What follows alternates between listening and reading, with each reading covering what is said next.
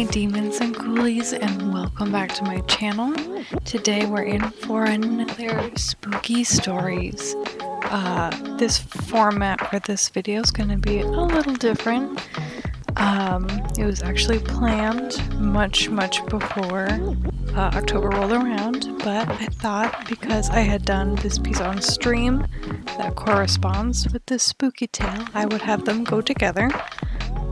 I thought it would be nice to have a bit more of a visual aid, because to me the stream is so vivid. I think it's worth it. So with that, let's get on with our little tale.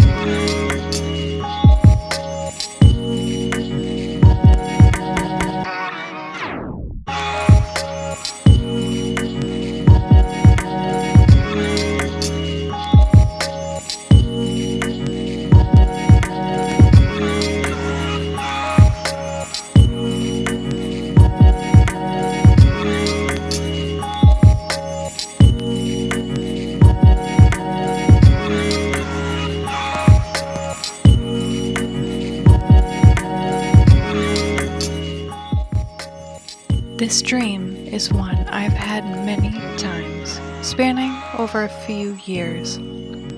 It's changed slowly as the years roll on, but we'll touch on that later. Let me start with how the dream typically plays out. I'm driving home, well, to my old home in Vermont. The ever-growing seas of green forests welcomes me in, as it's been so long since I've last seen them. Out of all the places and things to see, one stands out to me in particular. A cornfield. I used to live with one right in my backyard, after all. It was always fun as a child to roam through the stalks. But this one is different. It's one away from most towns and buildings, but still visited. It's a corn maze, one with tall white bridges rising and falling out of the sea of corn stalks to help you gauge exactly how you might better get to the exit, wherever it might be. As I drive on, I can feel the excitement in me rise. Is this field the one? No. How about this one? And suddenly, there it is. A field of corn nestled against a grouping of cliffs and mountains ascending into the forest. At this point, the sun is just getting ready to set, casting a warm orange-yellow glow on everything in sight. Before I know it, I've already parked and whisked myself right into the maze, trying to find the first bridge to stand upon. As I do, though, something's wrong. I can feel the worn wood under my hand, but as I look around, it's already nighttime. How long was I in the maze? Surely it couldn't have been more than a few minutes. Something shivers down my spine and slowly turns to pins and needles, and then finally rests in pain. At the other end of the bridge is something I can't see, shrouded in shadow. I'm glad I can't see it, because I know the fear I already feel is too much, and I'm frozen in place. It's malicious, whatever it is, and far more powerful than anything I could ever imagine. Before I can even blink or turn away, I am consumed by never-ending darkness, and all I know is pain, before suddenly, and thankfully, waking up. But our story does not end here. Not quite. As the story or dream is retold over and over again, things start to change. I was visiting Vermont not just for the purposes of visiting, but specifically seeing if I could find this cornfield maze from my childhood, because I knew something was awry there. I ended up meeting the same fate as before, again and again and again, regardless of whether I tried to fight back or not. It then changed to its present sequence of events.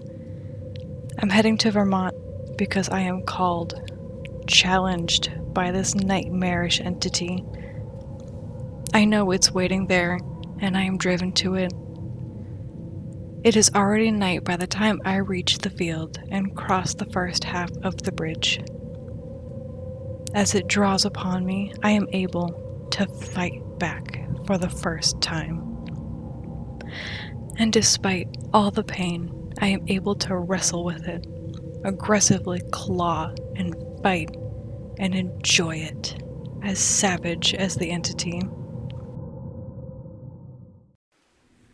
I win, standing victorious, as I once again wake up in the morning light. I dream once more of the bridge, again at night.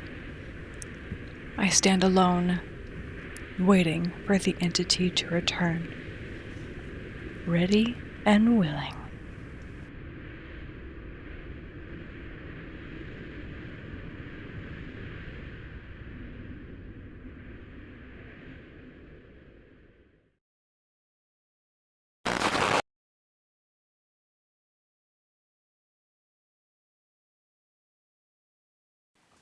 Thank you guys so much for tuning in. I hope you enjoyed this story. it's definitely a fun one, and I'd love to go through my dream journal and pick out a few more, so let me know if that's something you're interested in. And thank you to all my patrons for supporting me. Special shout out goes to my $20 Demon tier patrons, Mimi Chai and Jay Laughs. And I'll see you guys next time.